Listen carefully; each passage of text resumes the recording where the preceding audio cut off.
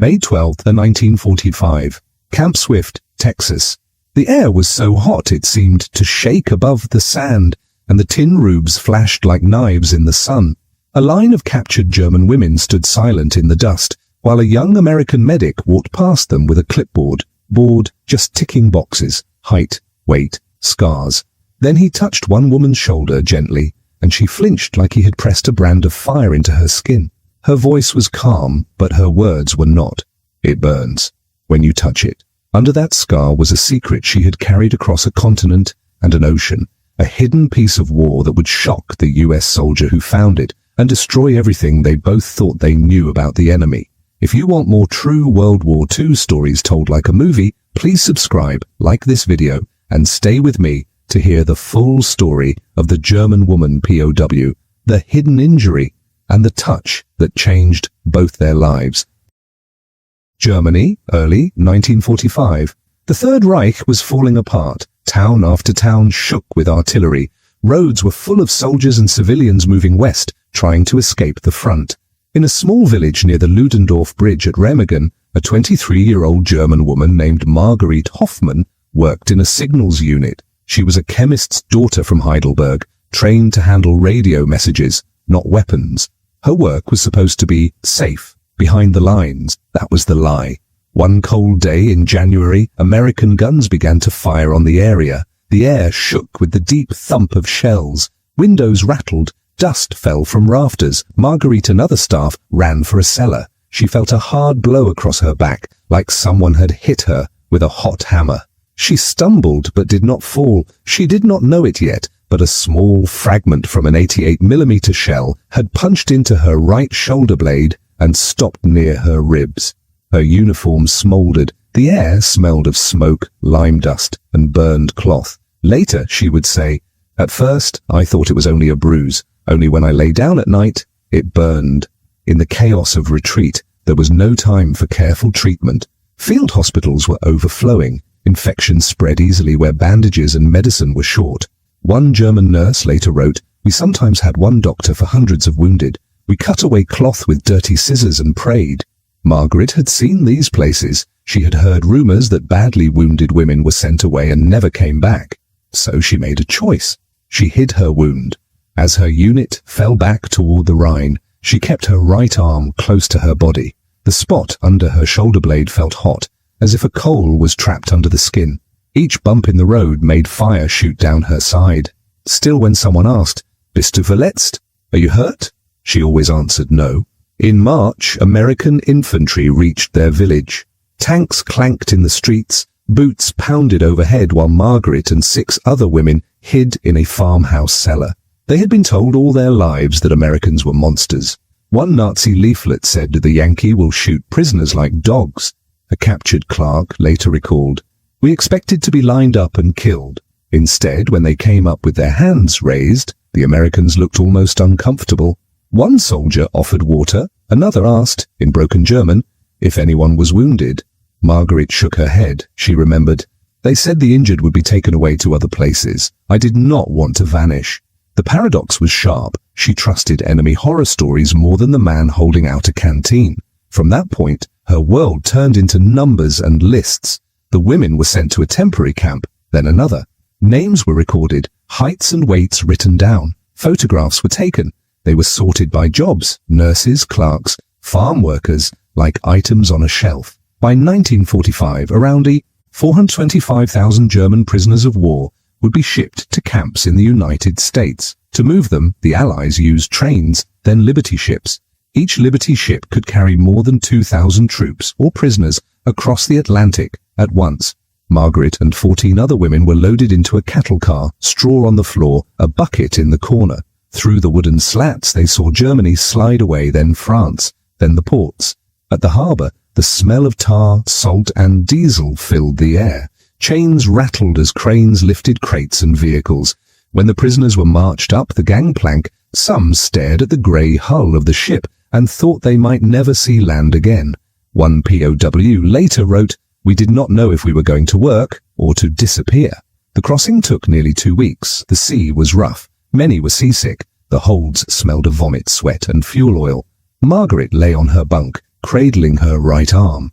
The skin over the fragment was red and tight. At night, the pain woke her like a burn. She pressed her hand against it and felt heat. Still she stayed silent. When the ship reached New York, the prisoners caught glimpses of the harbor through small openings, tugs hooting, gulls crying, the distant shape of tall buildings. Some saw the Statue of Liberty and laughed bitterly. Freedom, for them, meant barbed wire. Soon they were moved again, into trains heading inland. Guards tried to explain in simple words. Many of the prisoners heard one name repeated, Texas. They had seen pictures of cowboys and deserts in magazines, but nothing more. To them, Texas was as strange as the moon. By that summer, tens of thousands of German POWs would be scattered across camps in that state, working on farms and roads that were not their own. As Margaret's train rolled south, the air grew warmer. Dust came in through the cracks. Her shoulder throbbed with each mile. She pressed it harder against the wooden wall, trying to hide the way she winced. Somewhere ahead waited a camp called Swift, and a young American medic who would not accept her quiet lie. Camp Swift lay on flat land about 20 miles east of Austin. Low scrub trees, red dirt, and long rows of white barracks stretched under a hard blue sky. In summer, the heat pressed down like a hand. Dust got into everything: boots, beds, food. By mid-1945, Texas held about 80,000 German prisoners across more than 70 camps, and Camp Swift alone could hold more than 10,000 soldiers and POWs at one time. In the mornings, the camp woke to the clang of the mess bell and the smell of coffee and bacon fat drifting from the kitchens. On the American side of the wire, men complained about paperwork and drills. On the German side, many prisoners were surprised to find 3 hot meals a day and real mattresses. One POW later said, "We ate better there than in the last winter at home. It was confusing." Corporal Thomas Reed felt confused in another way. He was 26, from Chicago, the son of a pharmacist. He had trained for combat, learned how to fire a rifle, how to move under machine gun fire. Then a training accident shattered his leg. Now a steel rod held the bone together. Instead of Europe, he got sent to Camp Swift to work in medical administration. His days were mostly forms and numbers, height, weight, scars, vaccinations. He checked German men who went to road crews, sawmill details, cotton fields. The paradox stung him. He had prepared to fight Germans with a gun, and now he handed them soap and recorded their blood pressure. The arrival of women changed the pattern. One hot May afternoon, 2 trucks rolled up with 15 German women in faded grey uniforms. Dust swirled around their boots as they climbed down. They stood straight, eyes forward, faces closed. Female U.S. Army personnel, WWII, took charge of them, separate from the men. The women were sent to their own fenced area, their own barracks, their own work in laundry and kitchens. Word spread quickly through the camp. Frauen, women prisoners, some guards said with surprise. Most POWs were young men. Whole groups of women were rare. Reed watched from the doorway of the medical hut as the new arrivals passed. One of them, slim, with hair tied back and a tired face, held her right arm close to her side. Even in the heat, she seemed to shiver when the truck jolted. The next morning, Reed was told to perform medical checks on the new group. The exam room was a converted barracks, bare floorboards, a few chairs, a metal table, a cabinet of supplies that smelled faintly of alcohol and carbolic. A fan turned slowly overhead, pushing warm air around. Outside, boots thumped, and someone shouted orders in English. The women came in one by one. A WAC stood near the door, arms folded, watching. Reed worked through the first few quickly. Names, ages, lungs listened to through a cold stethoscope, backs checked for scars or rashes. His pen scratched across the forms. Most women were thin but healthy enough. The woman with the guarded arm was 7th in line. When her turn came, she stepped forward quietly. Up close, Reed saw she was younger than he first thought. Early 20s, lines of dry dust on her cheeks. Her grey jacket hung unevenly. The right sleeve hardly moved. "Name?" he asked. "Margaret Hoffman," she answered in careful English. He raised his eyebrows. "You speak English well." "I learned in school. My father is a chemist in Heidelberg," she said, then fell silent. "Any illness? Any wounds or pain?" Reed asked, the usual question. She paused just a second too long, then shook her head. "No, I am well." Reed frowned slightly. He had seen prisoners fake sickness to avoid work, but this felt different. She was hiding something. Still, Procedure was procedure. "Please take off your jacket," he said. She unbuttoned it with her left hand only. The right stayed close to her side, as if pinned there. When she slid the jacket off, Reed noticed how stiffly her shoulder moved. Under it, her cotton shirt was thin and yellowed. He listened to her heart and lungs. They sounded steady. Then he said, "Raise both arms, please." Her left arm went up without trouble. Her right lifted only a few inches before she gasped and stopped. Her face went pale. Muscles in her jaw tightened as she clenched her teeth. Reed saw the skin over her shoulder twitch under the cloth, like something was pulling from inside. "You are hurt," he said softly. "It is nothing," she whispered. "It will pass." He reached out and placed his fingers lightly on the back of her shoulder, through the shirt. At that small touch, she flinched as if burned. Heat came through the fabric, hotter than the air in the room. She sucked in a sharp breath and closed her eyes. Near the door, the WWII supervisor shifted impatiently. "Corporal, we need to finish this group," she reminded him. Reed let his hand drop, but his mind was now fixed on this puzzle. The camp rulebook said to note injuries and send serious cases to higher care. The prisoner rulebook, unwritten but strong, told Marguerite to stay silent. She stood there, breathing carefully, her right arm back against her chest. "I can't help you if you don't tell me the truth," Reed said quietly. Her eyes met his for a brief moment. There was fear there, but also something like refusal.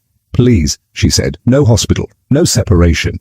He finished the form with neutral words, but he did not forget her face or the strange heat under his fingers. Later that day, a German prisoner who spoke good English told him, "You must understand, Corporal. We were told your kindness is the first trick. If we accept it, we begin to doubt everything." That evening, Reed looked again at Marguerite's file. Age 23. Captured near Remagen. Occupation. Communications. All facts, no feeling. The paper did not mention the way she had trembled when he touched her shoulder. The next time he spoke with her, with another woman acting as translator, Marguerite finally gave him a few more words about the hidden wound. "It burns," she said, her voice low. "It burns when you touch it." But to find out why, he would have to win something rare in a prison camp. Her trust. Reed could not stop thinking about the heat he had felt under Marguerite's shirt. The next day, he went to his commanding officer and asked for permission to do a closer exam in private. The officer frowned at the extra work, but agreed as long as a WWII stayed in the room and rules were followed. That evening, Margaret was brought to the small medical office. It smelled of rubbing alcohol and old wood. A single bulb buzzed overhead. The WS sergeant stood by the door, arms crossed. Reed spoke gently, using slow English and simple words. "I need to see your shoulder," he said. "The real problem." She hesitated, then nodded once. With her left hand, she unbuttoned her thin shirt and let it slide down to her waist. The skin of her right shoulder blade was a map of old damage, shiny, twisted scar tissue in the center, red at the edges where infection still fought. When Reed's fingertips moved lightly over it, he felt something hard under the skin, like a small stone. Heat came off the spot, warmer than the rest of her back. "How long?" he asked. "Since January," she answered quietly. He did the math. 4 months with a metal fragment near bone. 4 months of the body trying to fight it with no real medicine. He knew what that could mean. Bone infection, blood poisoning, slow death. In one U.S. Army medical report from 1944, doctors wrote that untreated deep wounds could kill more men than bullets did on the day of battle. Reed straightened up. "This must come out," he said. "Soon. It's dangerous." Marguerite pulled her shirt back up, moving carefully. "No hospital," she said at once. "No operation." "Why?" he asked. "In Germany," she said, searching for words. "The badly hurt were sent away. We did not see them again. In the field stations I heard men scream all night. No medicine, no clean tools. I would rather stay here." Later, she told another woman in German, "Better to die quietly among people you know than on a table among strangers." It was not logic in a book. It was logic built from what she had seen and heard. Reed argued as best he could. He explained that in America there were trained surgeons, clean rooms, and drugs that killed germs. By 1945, the United States was producing hundreds of millions of units of penicillin and millions of tablets of sulfur drugs every month. Frontline hospitals were far better supplied than anything the German army could manage at the end of the war. But to Marguerite, these were just words from an enemy uniform. For 3 days, he tried. He spoke to her after work details beside the laundry steam that filled the air. Always the same answer.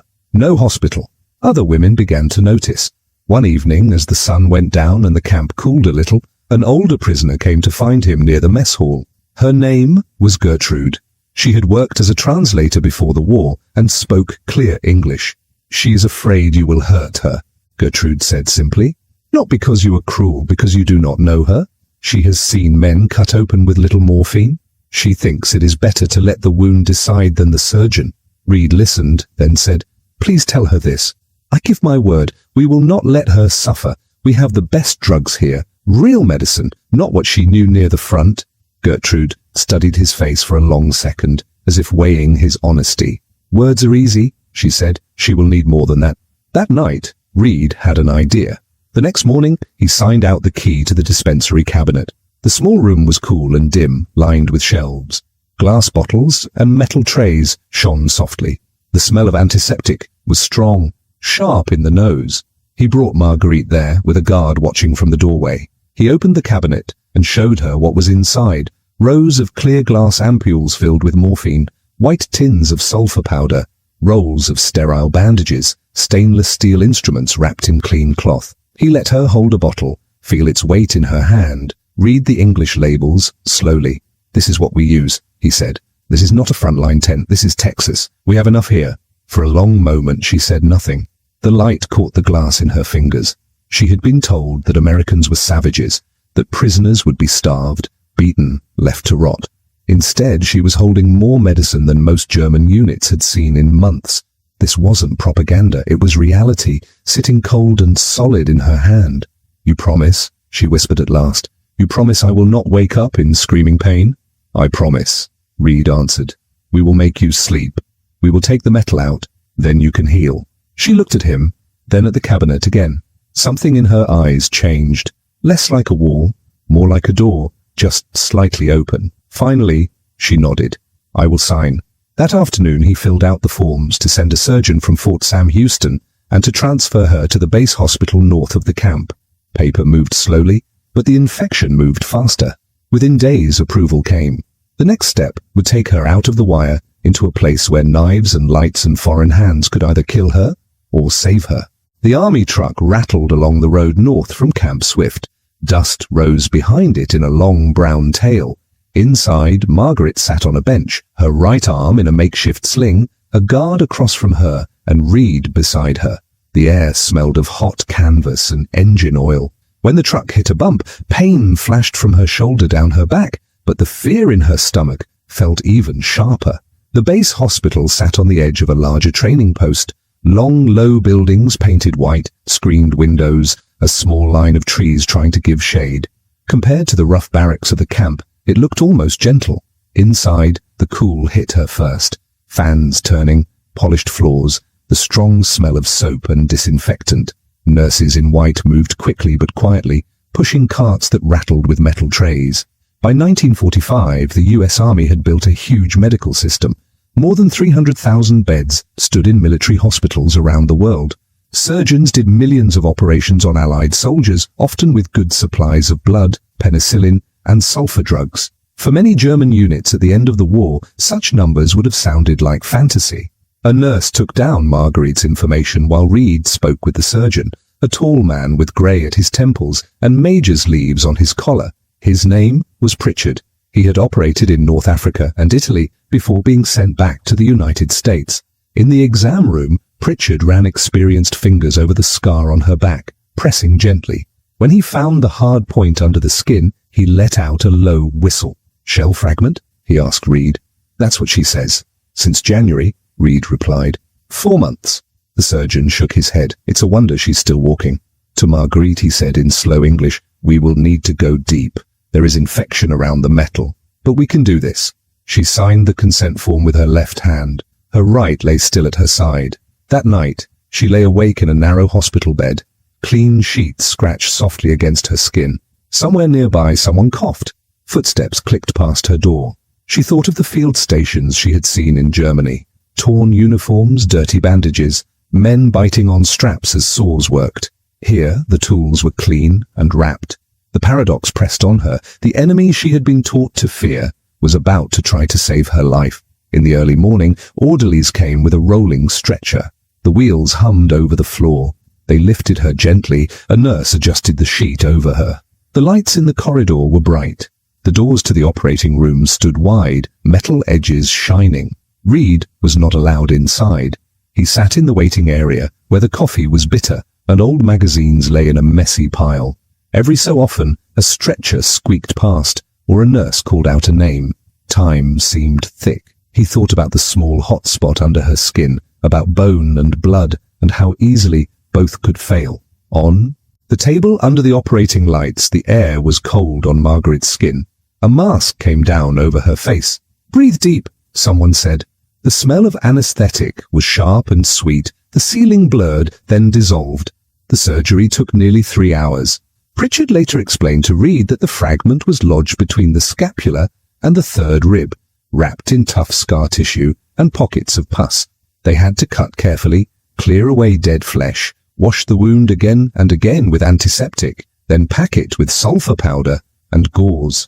"Another month," he said, "and the infection might have reached the bone." After that, he let the sentence fade. When he came out, still in his green gown, he held a small glass vial. Inside, floating in clear fluid, lay a twisted piece of dark metal about the size of a fingernail. "German 88mm most likely," he said. "Quite a traveller." Reed took the vial. It felt heavier than it looked. He held it up and watched the metal glint. That tiny shard had crossed a village, a country, an ocean, and now sat trapped in 3 inches of glass. Such a small thing, he thought, for so much pain. When Margaret woke later, her shoulder felt thick and dull, wrapped in tight bandages. There was pain, but it was different, deep and sore, not the sharp burning that had haunted her for months. A nurse checked her pulse, then smiled. "It went well," she said. "The metal is out. They showed me," Margaret told Reed when he visited that afternoon. Her voice was soft, a little blurred with morphine. "They let me hold it. 4 months it tried to kill me, and now it sits in a bottle." Over the next 2 weeks, she stayed in the hospital. Nurses changed her dressings every day. The wound oozed less each time. Antibiotics did the work her body alone could not have done. On the next bed, an older German prisoner named Ernst, a teacher from Bremen, watched how Reed brought books and a small bunch of roadside flowers. "He is kind to you," Ernst said in German one day. "Unusual for a guard." "He is a medic," she answered. "He sees a patient, not just a prisoner." Ernst stared at the ceiling. "What did we become?" he murmured, "that such simple kindness can surprise us so much?" Outside the screened windows, Texas sun baked the training grounds. Trucks moved, new soldiers drilled. The war in Europe was ending, but the story in this ward was different. An American saving a German, and a German learning that not all she had been told was true. Soon, the bandages would grow lighter, the stitches would hold, and the hospital would send her back to Camp Swift, to work, to heat, and to a different kind of harvest under the wide sky. When Marguerite returned to Camp Swift in early summer, the air felt like a wall. The hospital's cool halls were gone. In their place were long days of dry heat, buzzing insects and dust. Her right arm rested in a proper sling now. Under the bandages, the wound pulled and itched, but the burning coal of pain was gone. The other women noticed a change before she spoke of it. She smiled more. She joined small jokes in German. Sometimes, while folding laundry in the steamy washhouse, she hummed old songs from before the war. One of them later said, "It was as if a weight had been cut out of her body and her mind at the same time." Reed saw the difference too. At each checkup, he watched her raise her arm a little higher. The scar was ugly, but clean. No more heat, no angry red edge. He marked her progress on simple charts. At the same time, news filtered into the camp. Germany had surrendered in May. Radios spoke of occupation zones, trials, and rebuilding. The war that had thrown them together was ending, but their strange, shared time was not over yet. That August, the women's routine changed again. Texas cotton was ready. White bowls covered fields that seemed to go on forever.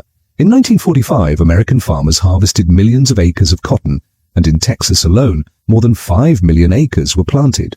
With so many men still in uniform, farmers lacked hands. Prisoners filled the gap. Buses and trucks carried German POWs from the camp to the fields at dawn. Men and women together, watched by a few guards with rifles slung over their shoulders, climbed down into the dust. The sun was already warm. By midday it would be hard to breathe. Each prisoner was given a long sack and a simple instruction, spoken in English and signs. Pick. The work was rough on skin. Cotton feels soft when woven, but the plant's dry bracts are sharp. Fingers bled, backs ached. The air smelled of soil and sweat, and the faint green scent of crushed leaves. Guards walked the rows, calling out for water breaks. From time to time, a truck came with barrels of cold water and tin cups. For many prisoners, it was the hardest labor they had done in months, but also the most familiar. One recalled, "We were back in fields like at home, only the sky was different." Margaret's shoulder complained at first.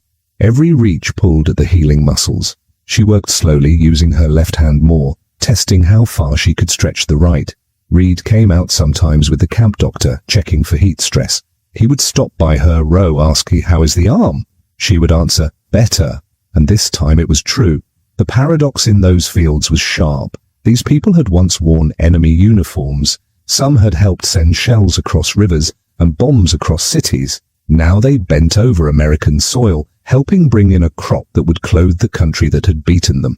Around 100,000 German POWs across the United States worked in agriculture that year, picking fruit, cutting timber, and, like here, picking cotton. This was not propaganda, it was everyday life, born from need on both sides. Yet the guards no longer looked like the monsters from Nazi posters. They joked, passed water, warned prisoners not to work too fast in the heat. At night, back behind the wire, Marguerite wrote to her father in Heidelberg. She told him about the fields, the sun, the strange kindness she had found. "We are still prisoners," she wrote, "but we are not treated as animals. It is confusing to remember what we were told about these people." Reed also wrote home to his family in Chicago. In one letter, he described a young German woman who carried a piece of our artillery in her shoulder across an ocean. He admitted that helping her had changed something in him. "I was trained to break bodies," he wrote, "but here I stitch, record, and reassure. The enemy has faces and names. That is harder to live with, but perhaps better." As the cotton harvest ended and cooler air came at last, orders began to shift. Some POWs were told they would soon go home, others would stay longer to help with more work or with rebuilding projects. Millions of doses of antibiotics each year. New drugs that had first spread on Allied ships and in field hospitals now flowed from German labs too. At one of those lab benches stood a woman with a white coat and a scar on her shoulder. On her desk sat a small glass vial with a dark chip of metal inside. In 1952, she sent Reed a photograph of herself outside a rebuilt university building, degree in hand. Her note was short. "Dear Thomas, I thought you would want to know I finished. I still have the fragment. It reminds me that even very small pieces of metal and very small mercies can change the line of a whole life." Reed, back in Chicago, read the letter behind the counter of the pharmacy he now owned. The store smelled of chalk, alcohol, and paper. Shelves held rows of pills and powders. He showed the photo to his wife, then put the letter carefully into a box with others. Years later, he told his grandchildren, "When you hear about the war, remember not only tanks and bombs, remember also a woman with metal in her shoulder and how we learned that the enemy was not always who we thought." Time moved on. Germany and the United States, once deadly enemies, became allies. American money helped rebuild German cities. German scientists worked with American ones. Old soldiers visited battlefields together. The big numbers filled history books. Billions of dollars in aid, millions of houses rebuilt, whole armies disbanded. But none of those pages mentioned the vial on Marguerite's desk. After she died in her 80s, her daughter sorted her papers. Among them, she found Reed's letters and the glass vial. She decided not to hide them in a drawer. Instead, she gave them to a small museum in Heidelberg that collected everyday stories of the war and recovery. Now the fragment sits in a glass case. The tag under it is simple. Shell fragment removed from German prisoner Texas, 1945. Visitors walk past on quiet feet. Many do not stop. They are drawn to bigger displays, maps, uniforms, photographs of ruined streets. But some pause, they lean close. They imagine the heat under the skin, the long train rides, the bright light of the operating room, the American hand offering help. A guide tells them the short version of the story: a young woman, a hidden wound, an American medic, and a choice to trust that went against everything both had been taught. Some visitors nod and move on. Others stand a little longer, thinking about the strange truth that in a world of total war, a small act of mercy between enemies could last longer than flags or speeches. Their story never decided a battle or changed a border, but in the space between a captured German clerk and an injured American medic's son, hatred gave way. Reed received his own news. He would be discharged in a few months and return to Chicago to work in civilian life again. One evening, as they watched another Texas sunset smear orange and purple across the sky, he told Margaret he was leaving. She listened quietly, then said, "You will go home. I will go home, but we will not be the same as when we left." She touched her shoulder lightly. "I will always carry this scar, and also what happened here." The fields were bare now, the cotton gone. Soon the trains would return, this time heading east instead of west, and the question would be what, if anything, each of them would carry from Texas back into the broken world beyond the wire. In February 1946, winter air lay cold and thin over Camp Swift.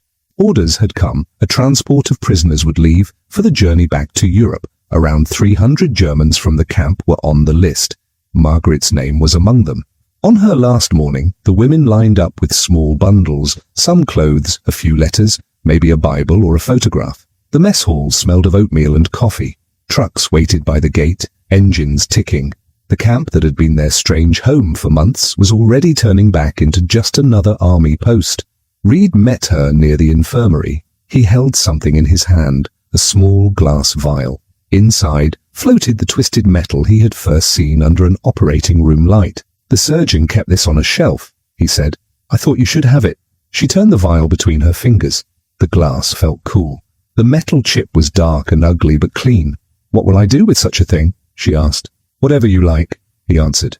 "Keep it. Throw it away. Hide it. It is your story now." She slipped it into her bag, next to her papers. "I will keep it on my desk one day," she said quietly, "to remember that an enemy's knife saved me from my own army's shell."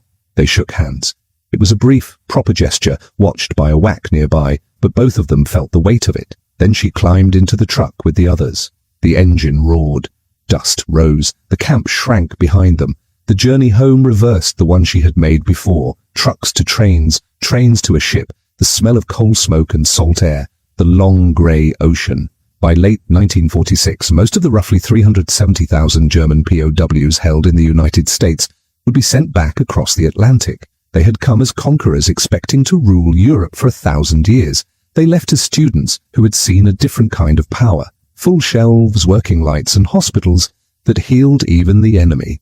Back in Heidelberg, Margaret found a wounded city. Bridges were down, walls were blackened, but the university was rebuilding. Her father, still alive, worked with American occupation officials to reopen the chemistry department.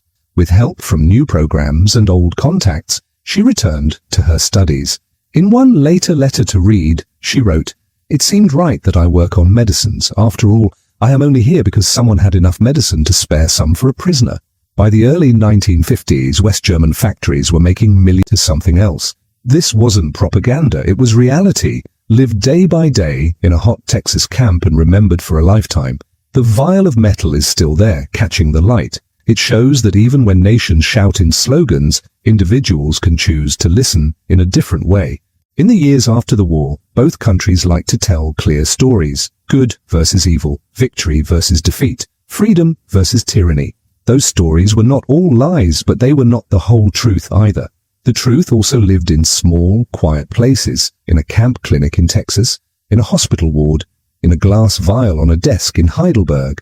Marguerite and Thomas never changed the course of armies, but they did something harder. They let reality break through the pictures in their heads. She learned that the monsters could also be nurses and medics. He learned that the enemy could be a tired young woman who simply wanted to live. In the end, the strongest weapon in that war was not metal at all, but the choice to see another person clearly.